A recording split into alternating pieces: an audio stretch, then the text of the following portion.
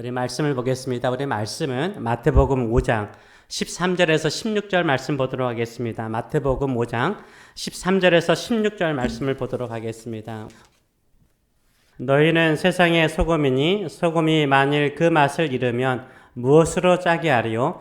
후에는 아무 쓸데없어 다만 밖에 버려져 사람에게 밟힐 뿐이니라. 너희는 세상의 빛이라. 산 위에 있는 동네가 숨겨지지 못할 것이요 사람이 등불을 켜서 말 아래 두지 아니하고 등경 위에 두나니 이러므로 집안 모든 사람에게 빛이 있느니라. 아멘. 오늘 이 말씀을 가지고 작지만 큰 영향력 있는 사람이 되라, 작지만 큰 영향력 있는 사람이 되라 라는 제목으로 같이 은혜를 나누기를 원합니다. 예수님께서 전하시는 복음의 주제는 무엇이라고 말했습니까? 하나님의 나라입니다. 하나님의 나라예요. 산상수훈이 기록된 마태복음 5장에서 7장까지의 내용은요, 하나님의 나라의 법을 이야기를 하고 있습니다. 회개하고 예수님을 나의 왕으로, 나의 주님으로 섬기는 하나님의 백성은요, 하나님의 법을 따르는 사람입니다. 하나님의 법을 따라 사는 사람이 하나님의 백성다운 사람이 되는 것입니다. 하나님의 통치가 임하고 하나님의 나라가 임하게 되는 것입니다. 그래서 하나님의 나라의 첫 법으로서 예수님께서 선포하신 법은 무엇입니까? 복의 개념을 바꾸라라고 말씀하셨어요. 누가 복 있는 사람인가? 부자가 복 있는 사람이고 건강하고 아무런 근심이나 걱정이 없는 사람이, 복 있는 사람은 세상 사람들이 생각하는 복이라는 거예요. 우리가 하나님의 나라의 백성으로서 살아가는 새로운 복의 개념을 가지고 살라라고 말했어요. 세상 사람들은 하나님을 볼 수 없고 하나님의 자녀가 되지 못하고 하나님의 나라에 들어가지 못한다면 그들에게는 복이 아닌 거죠. 그러나 아무리 가난하고 늘 속임을 당하고 이용당하고 핍박을 받고 약하고 조롱당하더라도요, 하나님만을 바라보고 살고 하나님의 자녀답게 살아간다면 오히려 그게 하나님께로 복받은 사람이라고 말하고 있어요. 인생을 살아가면서 믿음으로 살기 때문에 고난과 핍박을 받더라도 영광으로 여기는 사람에게 하나님의 나라가 너희 것이라 라고 축복하셨어요. 사람이 너희를 위로하는 것이 아니라 내가 너희를 위로할 것이요, 너희를 긍휼히 여길 것이요, 너희에게 영원한 상을 주신다라고 약속을 하고 있습니다. 그래서 우리가 이 세상의 복이 아니라 하나님의 나라의 복을 추구하시는 저와 여러분 되시길 축원합니다. 세상의 복은 어떻습니까? 일시적이에요. 잠깐 가지는 거예요. 아무리 큰 부자도요, 평생 다 부자가 되지 못하죠. 건강도 평생 부자가 되지 못하죠. 이건희 씨도 그렇잖아요. 그렇게 많은 돈을 가지고 있어도 한 7년, 8년 동안 식물 인간처럼 좀 누워 있었잖아요. 재벌도 아무것도 못해요. 건강도 영원하지 않는 것이에요. 인간적으로 볼 때 참 축복이라고 생각하는 세상적인 복은요, 영원하지 않아요. 하나님의 복은 어떻습니까? 하나님의 복은 영원한 줄 믿습니다. 하나님의 복은 영원한 거예요. 영원한 축복을 바라보고 살아가시는 저와 여러분 되시길 축원합니다. 우리는 하나님께 복받은 하나님의 백성입니다. 하나님의 자녀답게 살아가시는 저와 여러분 되시길 축원합니다. 두 번째로 예수님께서 산상수훈에서 하나님의 나라의 법은 무엇인가 라고 선포하고 있는데, 그것은 바로 하나님의 나라의 백성은 누구인가를 가르쳐줘요. 하나님의 나라의 백성은 어떤 사람인가를 이야기를 하고 있습니다. 다시 말하면 하나님의 자녀의 정체성은 무엇인가? 그 정체성에 대해서 상징으로 두 가지를 이야기하고 있는데요. 그것은 뭡니까? 바로 소금과 빛이라는 거예요. 우리를 나타내는 것, 하나님의 나라의 백성, 하나님의 나라의 자녀다움의 상징은 뭐라고요? 소금과 빛이라고 주께서 설명을 하시고 계십니다. 그래서 하나님의 나라의 백성의 상징은요, 소금과 빛인 것입니다. 우리는 이 세상의 소금이요, 우리는 이 세상의 빛인 줄 믿습니다. 그래서 13절의 말씀을 보게 되면 너희는 세상의 소금이니 소금이 만일 그 맛을 잃으면 무엇으로 짜게 하리요? 라고 말하면서 맛을 내는 소금이라 라고 말씀하고 계시고, 14절의 말씀을 보게 되면 너희는 세상의 빛이라 산 위에 있는 동네가 숨겨지지 못할 것이라 라고 말하고 있어요. 그래서 우리가 빛이라 라고 말씀하고 있습니다. 이 소금과 빛의 공통된 특징이 두 가지가 있습니다. 첫째는 무엇입니까? 첫째는요, 작지만 영향력이 크다는 거예요. 둘 다 작죠. 그러나 영향력이 크다는 거죠. 소금은 음식에 들어가면 맛을 내죠. 짠맛을 내죠. 그래서 음식을 좀 맛있게 하잖아요. 그 음식에 소금이 차지하는 양은요, 아주 미세하죠. 작죠. 아주 미세한 소금이요, 그 음식을 맛나게 하는 것입니다. 미세하지만 그 음식에 큰 영향력을 미친다는 것을 우리가 알 수 있는 거예요. 바닷물은 짜죠. 근데 바닷물의 염도는요, 몇 퍼센트일까요? 4에서 6% 밖에 되지 않아요. 아주 작다는 거예요. 4에서 6% 밖에 되지 않은 염분이 있음에도 불구하고 바다는 짜요. 염분의 농도는 그 큰 바다에 비하면 아주 작고 미세한 거죠. 근데 그 소금의 영향력으로 인해서 생명이 넘치잖아요. 수많은 해초류와 물고기가 충만하잖아요. 아주 작은 양의 소금이 바다를 생명력이 넘치는 곳으로 만들었습니다. 촛불은 어떻습니까? 이 당시에 전기는 없었으니까 촛불이죠. 촛불은요, 빛은 촛불을 말하는데요. 작은 그릇에 기름이 있고 거기에 심지를 올려놔서 태우는 거잖아요. 작은 촛불을 의미하는데요. 촛불은요, 방에서 차지하는 것 가운데 작은 물건에 불과하죠. 조그만 하잖아요. 조그만 하지만 그 촛불을 피우면 어떻게 됩니까? 온 방을 밝혀주는 거예요. 작지만 큰 영향력이 있는 것이 소금과 이 촛불의 특징인 것을 우리가 알 수 있습니다. 두 번째 특징은 무엇입니까? 두 번째 특징은 바로 둘 다 자기를 희생한다는 거예요. 소금은 들어가면 자신이 형체를 잃어버리죠. 그리고 녹아서 맛을 냅니다.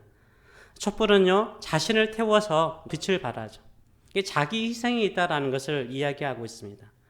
즉 하나님의 나라의 백성의 특징은 무엇입니까? 소금과 촛불로서 설명될 수 있다는 것입니다. 둘 다 작지만 영향력이 크다는 것. 자기 희생을 통해서 그 영향력을 발휘한다는 것입니다. 이것이 하나님의 나라의 백성이에요. 이런 하나님의 나라의 백성의 삶을 가지고 살아갈 때 하나님의 나라가 임하고 하나님의 축복이 임하는 줄 믿습니다.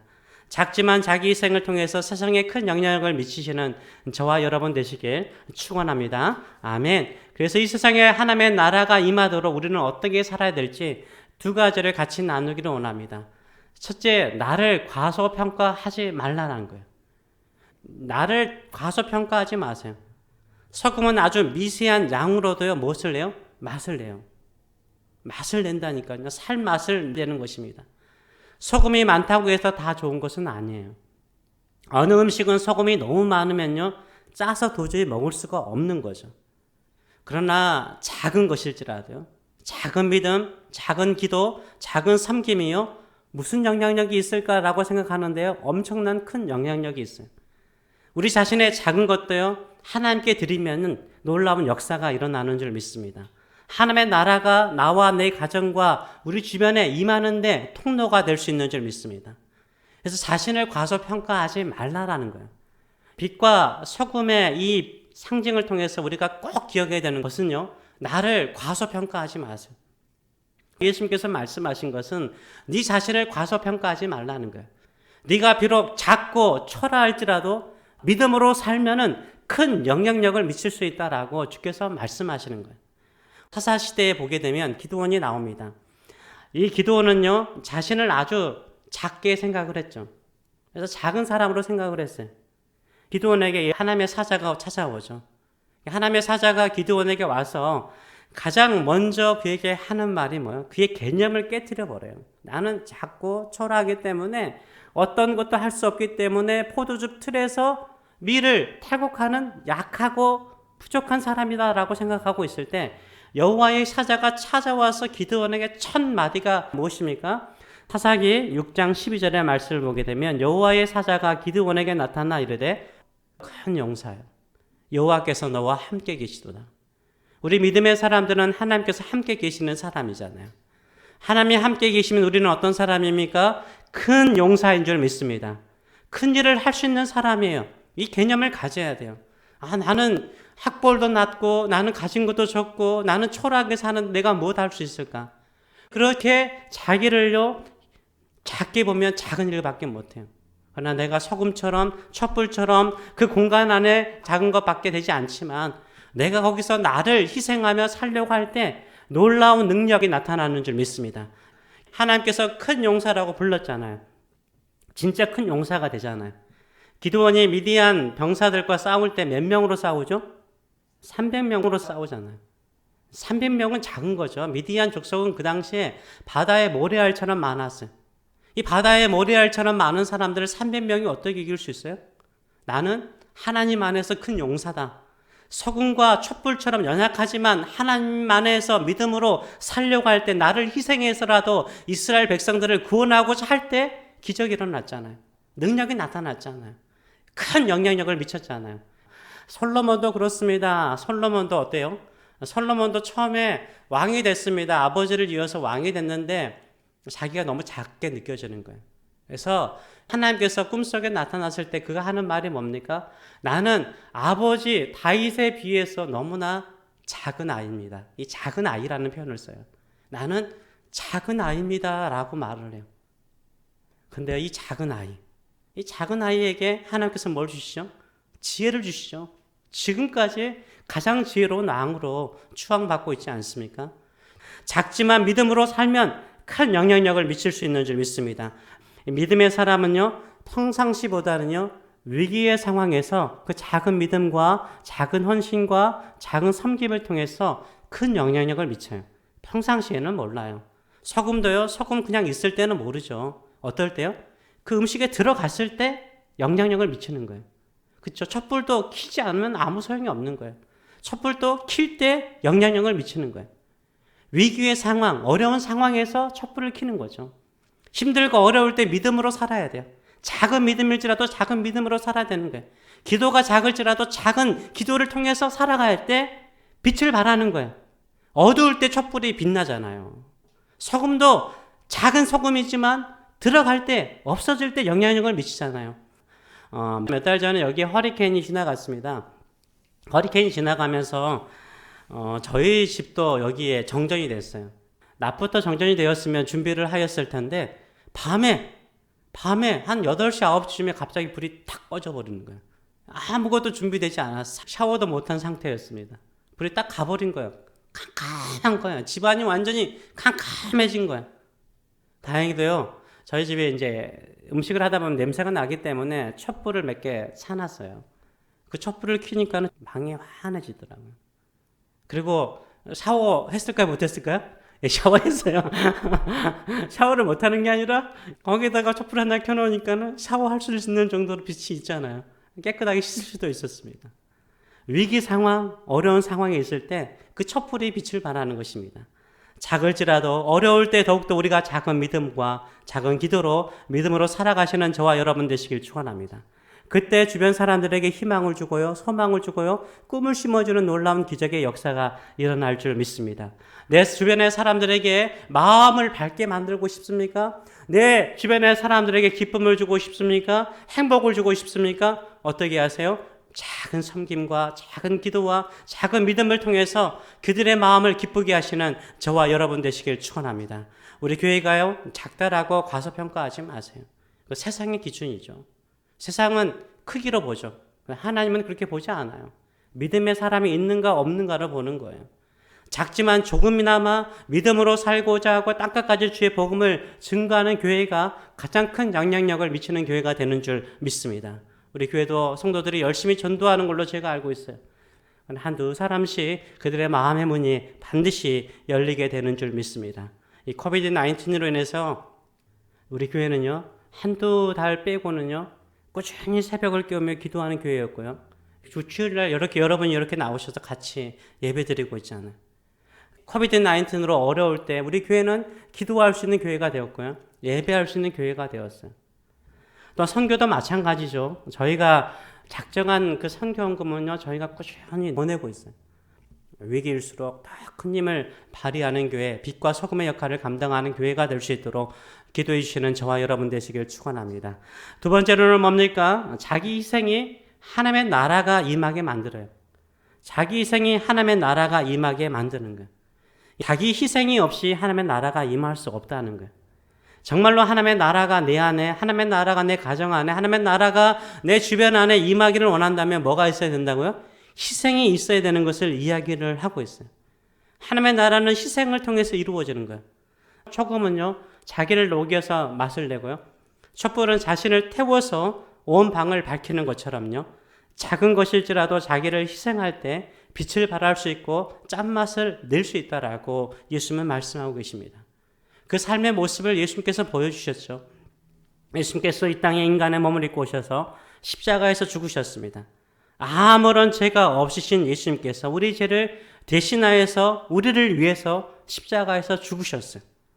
그 사랑으로 하나님의 나라가 이곳에, 이 땅에, 우리의 마음속에 임하지 않았습니까? 우리가 예수님을 바라볼 때 하나님의 크신 사랑, 예수님의 크신 사랑을 알 수 있는 것처럼요. 우리를 위해서요, 희생하는 사람이 있을 때 우리는 그 희생하는 사람을 잊지 않아요. 집안에서요, 가장 큰 영향력을 미치는 사람은 누굴까요? 집안에서 가장 큰 영향력을 미치는 사람은 누굴까요? 어머니죠. 저는 어머니라고 생각을 해요. 집안마다 다를 수 있겠지만 집안에서 가장 큰 영향력을 미치는 사람, 마음으로나 심적으로나 영적으로나 큰 영향력을 미칠 수 있는 사람, 어머니죠. 어머니죠. 누구보다도 가정과 가족을 위해서 가장 많이 자신을 뭐하기 때문이요? 희생하기 때문이죠. 저기 오리가 나오죠. 우리 두 애들이 자고 있는데 뭘로 자고 있어요? 어머니 오리가 자기 털을 다 뽑아가지고 예, 다 뽑아가지고 어머니는 저렇게 초라하게 자지만 어머니의 마음이죠. 한국에서 군대 가면, 남자들이 군대 가면 아들들이요, 누구를 가장 그리워할까요? 군 생활하면서 힘들 때 주로 누구를 부르죠? 엄마. 군대 가서 힘들고 어려울 때 엄마, 어머니, 이런 생각을 하죠. 왜 그래요? 나를 사랑하는 내 어머니가 많은 것을 희생하는 것을 알기 때문인 거죠. 그래서 어머니는요, 자기 희생의 상징이죠. 모든 것을 다 희생해서 가족을 위해서 헌신하죠. 그래서 가족들에게 가장 큰 존경을 받는 것입니다. 가족 가운데 권위적이고 명령만 하려고 하고 섬김을 받으려고 하는 존재는요, 존경을 받기가 참 쉽지 않습니다. 오히려 무시를 받을 때가 참 많아요. 그러나 자기 희생을 통해서 주변 사람을 비추는 빛과 소금이 되고자 하는 사람은 어떻습니까? 오히려 많은 사람들에게 사랑과 존경을 받고 마음속에 오래 기억되는 거예요. 근데 하나님께서 인간을 만드실 때요, 인간의 마음속에요, 자기를 희생할 때 고통만 있고 아픔만 있도록 만들지 않으셨다는 것을 기억하실 필요가 있어요. 인간의 마음속에 하나님의 형상이 남아있는 것처럼요, 우리가 예수님처럼 희생하며 살려고 할 때 우리 마음속에 뭐가 있는 줄 아세요? 행복이 찾아와요. 행복이 찾아와요. 자기를 희생하는 것은 고통과 아픔이라고 생각하는 사람이 많은데요, 그렇지 않아요. 분명히요, 억지로 마지못해서 희생하면요, 거기는 아무런 효과가 없어요. 그러나 기쁨으로 즐거움으로 자기를 들여서 희생해서라도 남들을 돕고자 하고 행복하게 하잖아요. 그러면 그 안에 행복이 넘친다는 것을 과학이 증명하고 있어요. 수많은 연구 논문 보세요. 여러분 인터넷으로 한번 서치해 보세요. 자기를 희생해서 남을 돕잖아요. 자기 시간을 내어서 희생하고 돈을 내어서 희생하고 헌신하잖아요. 그 돕는 사람들을 체크해 봤더니 행복 호르몬이라는 세라토닌 호르몬이거든요. 세라토닌 호르몬이 분비돼요. 행복해진다니까요. 기쁨이 넘쳐요. 즐거움을 주는 거예요. 몸에 즐거움을 주는 거예요. 그리고 엔돌핀 알죠? 엔돌핀은 3배나 이상 증가한대요. 그래서 혈압과 콜레스테롤을 낮춰줘요. 혈압과 콜레스테롤을 낮춰주고 면역력을 강화시켜주고 스트레스 저항력을 높여줘요. 아시는 거잖아요. 제가 굳이 설명할 필요 없잖아요. 하나님이 그렇게 만드셨어요.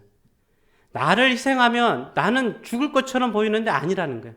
오히려 내 마음이 행복해져요. 나의 삶에 부유함이 있어요. 그러면서 주변 사람들을 다 행복하게 만드는 거, 기쁘게 만드는 거, 소망을 심어주고 꿈을 심어준다는 거예요. 그래서 이런 사람들은요, 더 오래 하나님께서 살게 만드세요.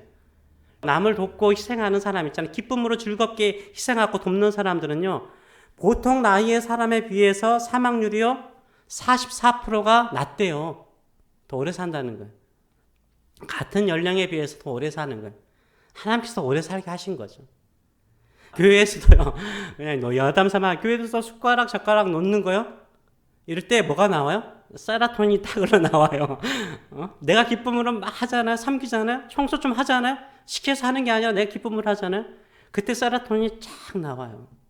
내 몸에 나도 모르는 사이에 기쁨이 있어요. 더 중요한 것은 내 마음에 이런 행복이 넘치는데 하나님이 기억하시고 성도들에게 선한 영향력을 미친다는 거예요. 오히려 사람들의 마음과 심령을 따뜻하게 하는 놀라운 기적의 역사가 일어나는 줄 믿습니다. 자기 희생은요, 하나님이 우리 몸속에 심어놓은 행복의 호르몬이에요. 그리고 자기 희생은요, 하나님 백성의 특징인 것입니다. 하나님의 백성이 서로 자신을 희생하고 양보하고 살아가면 살맛 나는 세상을 만들어 나갈 수 있죠. 작은 촛불처럼 주변을 밝게 만들어 나갈 수 있는 것입니다. 그러면서도 내 안에 뭐가 있어요? 행복이 넘치는 거예요. 이것은 물질적인 행복이 아니에요. 마음의 행복이에요. 내적인 행복이에요. 하나님의 나라가 임하는 행복인 줄 믿습니다. 이런 믿음을 가지고 살아가시는 저와 여러분 되시길 축원합니다. 교회 안에서도요, 자기를 희생하는 사람이 행복해요. 자기를 희생하는 사람이 행복해요. 이것저것 지시하는 사람은요, 자신의 뜻대로 되지 않는다고 화를 내고 불평해요. 그래서 오히려 주변 사람들에게 외면을 당하죠. 자기를 희생해요. 자기를 헌신해요. 작은 것 가지고 헌신해요. 희생해요. 그러면 주변 사람들에게 마음을 밝게 만들죠. 그리고 존경을 받아요. 사랑을 받아요. 인정을 받아요. 주변 사람들이 거기에 모여들어요. 결국은요, 거기가 하나님의 나라요, 믿음의 공동체를 이루는 아름다운 교회가 되는 줄 믿습니다. 우리는 누굽니까? 하나님의 나라의 백성을 보여주는 상징은 무엇입니까? 소금과 빛입니다. 우리가 소금과 빛과 같이 작지만 큰 영향력을 미치는 하나님의 백성 되시는 저와 여러분 되시길 축원합니다. 진정으로 내 가정 안에, 내 안에, 또 내 비즈니스 안에, 내 주변 사람들에게 하나님의 나라가 임하기를 원하십니까? 그러면 나의 희생을 통해서, 예수님과 같이 나의 희생을 통해서, 작은 희생일지라도 자기 희생을 통해서 빛을 발하시는, 소금의 맛을 발하시는 저와 여러분 되시길 축원합니다. 그때 하나님께서 우리의 마음속에 임하시고, 우리의 가정 속에 임하시고, 우리 교회 속에 임하셔서 하나님의 나라가 땅끝까지 증거되는 일에 귀하게 사용하여 주실 줄 믿습니다. 이 믿음을 가지고 살아가시는 저와 여러분 되시길 축원합니다. 네, 기도하겠습니다. 이 시간에 같이 한번 기도하기를 원합니다. 여러분 참 많이 희생하셨죠? 압니다. 저도 알고요. 하늘에 계신 하나님 아버지께서 아세요. 여러분이 자녀를 위해서 희생한 거, 또 세교회를 위해서 여러분이 얼마나 물질로, 마음으로, 몸으로 희생하고 헌신하신 거 다 압니다. 근데 희생할 때 행복하지 않았습니까? 내가 뭔가 섬길 수 있는 건강한 몸이 있고 섬길 수 있는 마음이 있을 때, 헌신할 수 있는 마음이 있을 때가 가장 행복했어요. 좀 힘들었을지라도, 좀 괴로웠을지라도 그때가 가장 행복했어요. 또 주변 사람들도 불평하는 사람들 있었겠지만은 그때 사람들은 그 희생하는 우리 권사님, 장로님, 집사님의 모습들을 보면서 행복하죠. 행복하죠. 아, 여러분들의 헌신과 희생을 통해서 교회가 존재하는구나. 아름다운 마음을 우리가 서로 깨달을 수 있는 곳입니다. 하나님의 나라는 행복이 있는 곳입니다. 기쁨이 있는 곳입니다. 서로 더 얻고자 싸우고 미워하고 시기하고 질투하면 거기는 전쟁밖에 없고 행복은 없는 거예요. 우리 몸속에 좋은 호르몬이 흐르지 않아요. 그러나 사랑하고자 섬기고자 나를 희생하면요, 소금처럼 나를 녹이면요, 촛불처럼 어두울 때 촛불을 껴서 빛을 발하면요, 주변을 더 밝게 만들고요, 더 따뜻하게 만들고요, 거기에 하나님의 영광이 임하고 하나님의 축복이 임하고 여기가 바로 하나님의 나라이구나, 천국이구나, 이것을 느끼게 되는 줄 믿습니다. 하나님, 저는 저의 정체성을 회복하기를 원합니다. 하나님, 자녀답게 살게 하여 주시옵소서. 작지만 나의 희생을 통해서 하나님의 나라가 임하는 삶이 되게 하여 주시옵소서. 이런 마음을 가지고 한번 기도하겠습니다. 이제는 너희는 세상의 빛이요 소금이라고 말씀하시면서 너희가 어둠 속에 비추는 그 촛불의 빛이 너희가 스스로 소금이 되어서 살맛 나게 하려고 희생하는 그 희생이 절대 헛되지 않으며 나의 마음과 성도들의 마음속에 영원토록 새겨져 있단다. 너의 작은 희생을 통해서 주변을 아름답게 만들라고 늘 명령하시고 말씀하시는 하나님 아버지의 크신 사랑하심과 손수 자신의 몸을 태워서 십자가에서 죽으시고 아름다운 사랑의 빛을 온 열방 가운데 비추시는 우리 주 예수 그리스도의 무한하신 은혜와 너는 작지 않다. 나는 너에게 지혜요 너의 능력이다. 너의 작은 희생을 통해서 엄청나게 큰 영향력을 사람을 변화시키고 주변을 변화시키는 큰 영향력 있는 인생을 살아갈 수 있다.